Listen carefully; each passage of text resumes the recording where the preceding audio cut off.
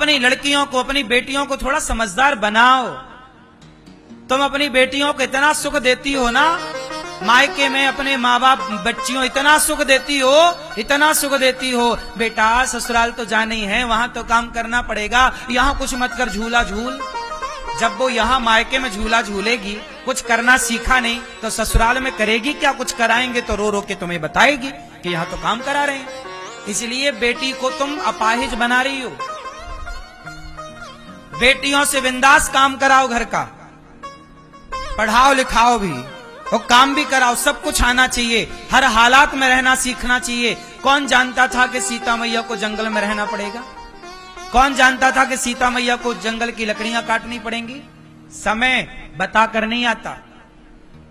हर तरीके से बेटियों को तैयार करो, सुख में भी रखो, दुख में भी रखो।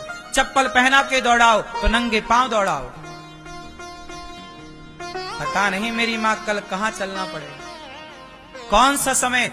आप बात कितनी गंभीरता से ले रहे हैं मुझे नहीं पता, लेकिन ज्यादा सुख आपको अपाहिज बना देगा। आजकल की बेटियां कौन बन गई है? सब अपाहिज हो गई। इन्हें रिश्ते चलाना नहीं आ रहा है। तलाक की संख्या कितनी ज्यादा है, आए दिन हर गली मोहल्ले में एक तलाक मिल जाएगा आपको। रिश्ते चल ही नहीं रहे हैं। अब तो लड़कों का ब्याह करने से डर लगता है। तुम्हारा भी तो एक बेटा है, तुम्हारा भी तो एक बहू चाहिए। सब आप जितने लोग बैठे हैं सबको एक बहू चाहिए। कहां से लाओगे? जब तुमने सही बेटियां तैयार नहीं की तो तुम्हें सही बेटी कहां से मिलेगी? तुमने सही संस्कार बेटियों, बेटी ही बहू बनेगी।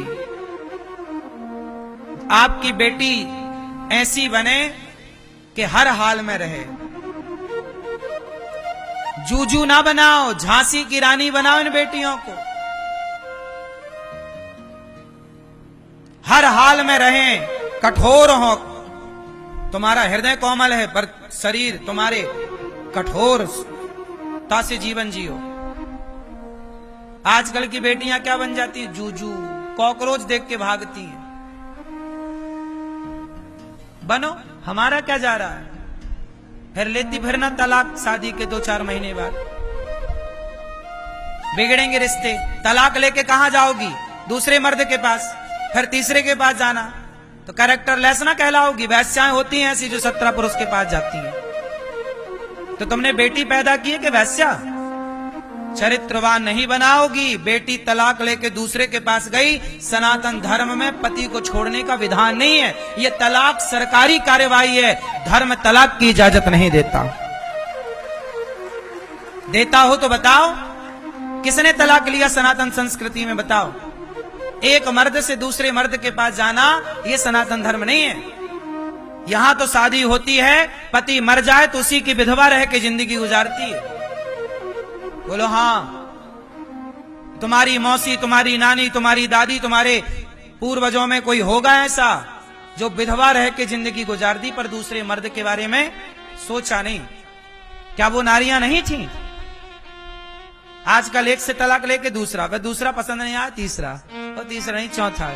तुम कपड़े बदल रही हो कि पुरुष बदल रही हो? क्या हो गया तुम्हें? ये तुम्हारी बेटियां हैं कि क्या है? ये वैश्याओं के लक्षण है मेरी मां। शुद्ध भाषा बोलनी आपको अच्छा ना लगे तो ना लगे, पर शुद्ध भाषा में से यही कहते हैं। पर हमारे देश में पतिव्रता नारियां होती हैं। क्या होती हैं? बोलो। एक बेटा अपनी मां को कैसे देखना चाहता है? उस बेटे को गर्व होता है कि मेरी मां मेरे पिता के जाने के बाद उसने किसी दूसरे पुरुष में मन नहीं लगाया। अब दूसरे के पास जाए तो उसका बेटा क्या सोचेगा? ये बातें बहुत धर्म की हैं। सरकार तो कुछ भी राइट दे रही है, कानून तुम्हें सब राइट दे रहा है। तो कानून तो आज बना है साहब, 1950 में संविधान लागू हुआ है। क्या 1950 के पहले देश नहीं चल रहा था? क्या 1950 के पहले सिस्टम नहीं था? क्या उस 1950 के पहले तुम्हारे नाना नानी दादा दादी नहीं थे? आज के 100 साल पहले बताओ कौन तलाक लेता देता था? पहले शादी होती थी सदा के लिए। पहले बेटियों को सिखाया जाता था, बेटी जा रही हो, जिस घर में तुम्हारी डोली जा रही उसी घर से अर्थी उठनी चाहिए। हाँ या ना? आजकल तो मां फोन लगाती है, बेटा 3-5 करे ससुराल वाले तो बताना, गुंडा भिजवाऊंगी। ये तो मां है।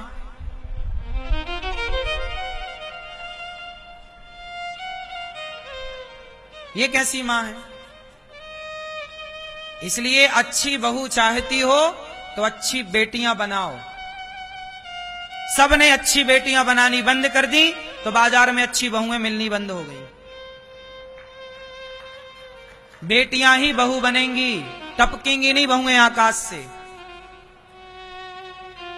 हाँ या ना? इसलिए पतिव्रता बनो। हमारे यहां राजा राम मोहन राय ने सती प्रथा बंद की और कुछ लोगों ने बाद में विधवा विवाह कराने स्टार्ट किए। ये भी एक परंपरा है, पर शास्त्रीय परंपरा नहीं है। देखो, धर्म की दृष्टि से देखा जाए तो दूसरा विवाह गलत है, पर व्यवहार में अब 25 साल की लड़की विधवा हो गई, 20 साल की लड़की विधवा हो गई, माना कि अब उसका तो पूरा जीवन पड़ा है। तो समाज के लोगों ने सोचा कि अब ये कहां जाएगी, कैसे रहेगी, अकेले कौन इसका साथ देगा, कहीं कल को कोई इसे नोचने ना आ जाए, कोई परेशान करने ना जाए, तो वो सेफ रहे। इसलिए उसे एक अच्छे लड़के के साथ दूसरा विवाह।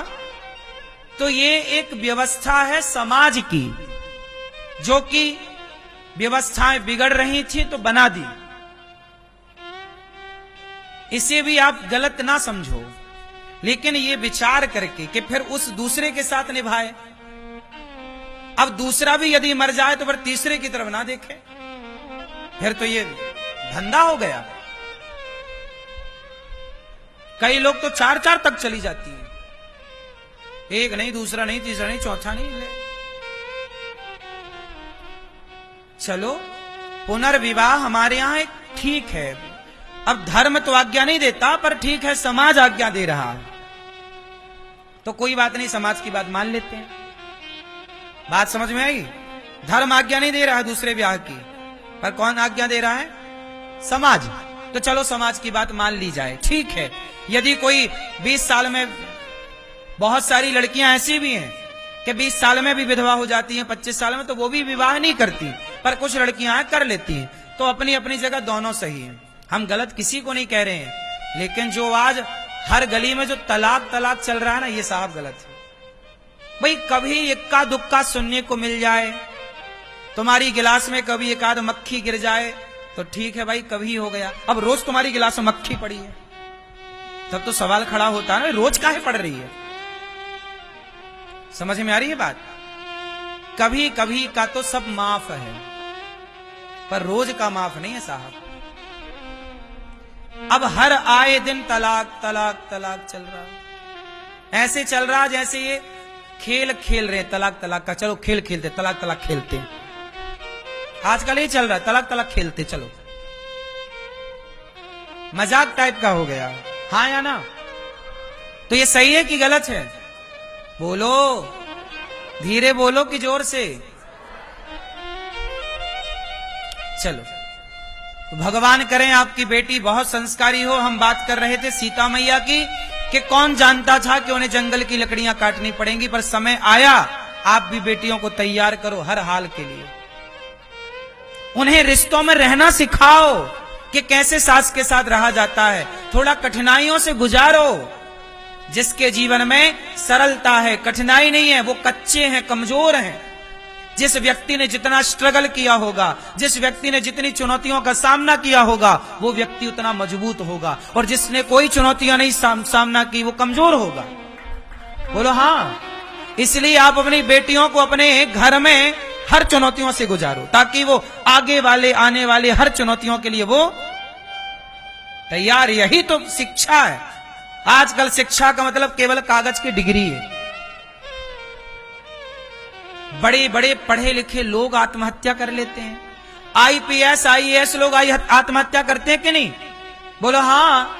ये तो पढ़े हैं ना। जज ने आत्महत्या कर ली, एडवोकेट ने आत्महत्या कर ली, इंजीनियर ने आत्महत्या कर ली, और आईएएस आईपीएस ने आत्महत्या कर ली। काहे कर ली भैया?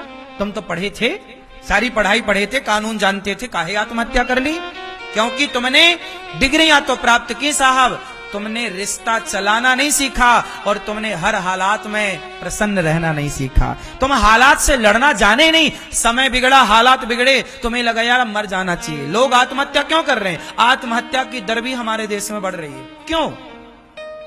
क्योंकि लोग फेस नहीं कर पा रहे हैं चुनौतियों को, भाग रहे हैं। कौन लड़े, कौन चुनौतियों को सहे, मर जाओ अच्छा है।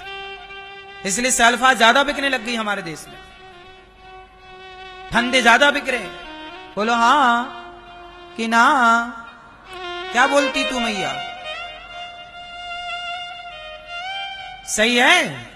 क्या सही है? सल्फास खरीदना सही है? हाँ, क्या सही है फिर?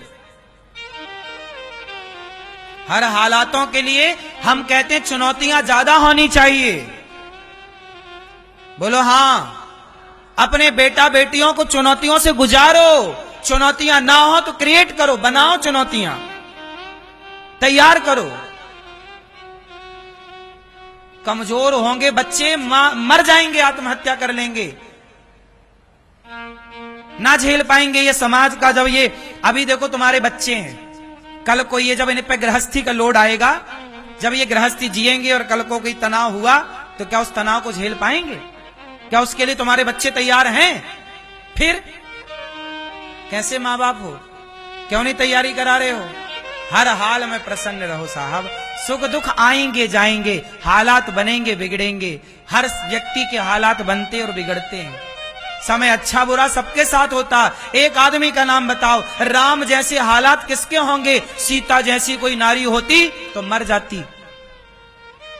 बोलो हाँ। जंगल में तुम्हारा पति छोड़े आवे, लेकिन धन्य सीता मां पिता के पास नहीं गई। आज की छोरी होती फोन लगा देती, सुनो सेना भिजवाओ, आक्रमण करेंगे अयोध्या में। क्योंकि सीता मां के पिता भी पावरफुल थे। जनक जी हैं, जनक जी बहुत अच्छे हैं, उनकी सेना बहुत पराक्रमी है। चाहती सीता मैया तो पिता से मिलकर आक्रमण करा देती। क्यों भगाए हमें घर से? क्यों? क्या क्या आज की तो कोर्ट केस कर दे। लेकिन सीता मां सब्र की प्रतिमूर्ति है। एक नारी का धर्म जानती हैं वो, पतिव्रता है। और राम भी पत्नीव्रता है। ऐसा नहीं कि सीता गई तो राम ने दूसरा ब्याह कर लिया। कर लिया क्या? बोलो।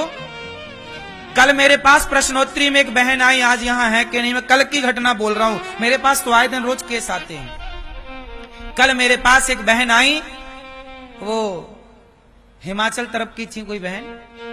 वो बताई कि मैं गाड़ी से गिर गई, मेरा दुपट्टा फंस गया था पीछे के पहिए पे, बेटा गाड़ी चला रहा था, मैं गिर गई और मैं गिरी तो मैं बेहोश हो गई, कोमा में चली गई।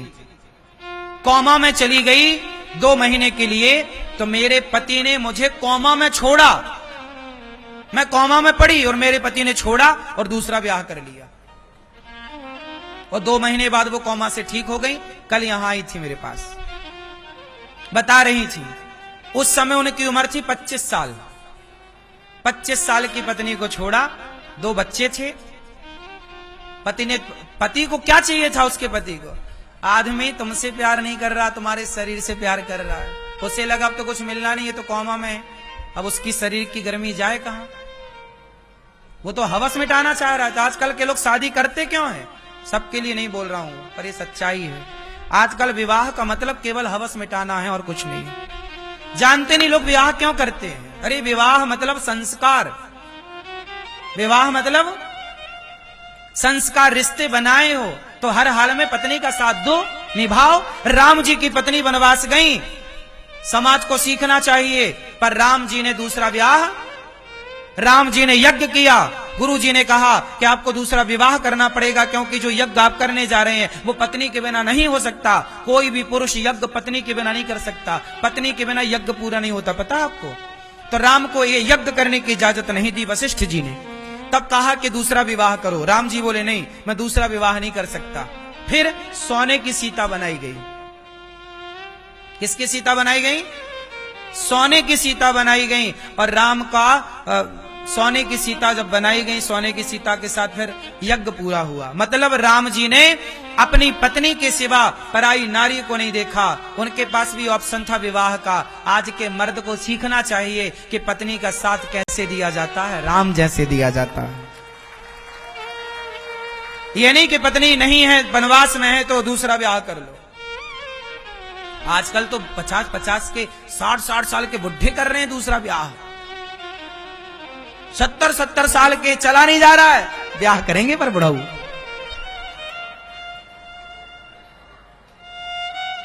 सीखो तुम राम से। राम सबके आदर्श हैं। राम पर उंगलियां उठा देना बड़ा सरल है। कह दो आप राम को गलत। राम पर उंगलियां उठाना बहुत आसान है, पर राम बन जाना 100 पीढ़ी साहब लगा लो। राम जैसा आदर्श कहां से लाओगे? इसलिए राम तो राम है, धन्य है राम। इसलिए पत्नी का साथ देना चाहिए हर हाल में। दो, ऐसा नहीं कि पत्नी कोमा में चली गई तुम छोड़ के दूसरा ब्याह कर लो। और सुनो, दूसरा ब्याह करके अब वो बुढ़ऊ फिर वो निपट भी गया, पत्नी है अभी। दूसरा पत्नी को छोड़ के दूसरा ब्याह करोगे तो मरोगे। ऐसा हम नहीं बोल रहे हैं, कल वो बता रही थी। इसलिए अपने पत्नी को छोड़ने का सोच रहे हो, बिल्कुल त्याग दो, छोड़ना विचार, वरना टय हो जाओगे।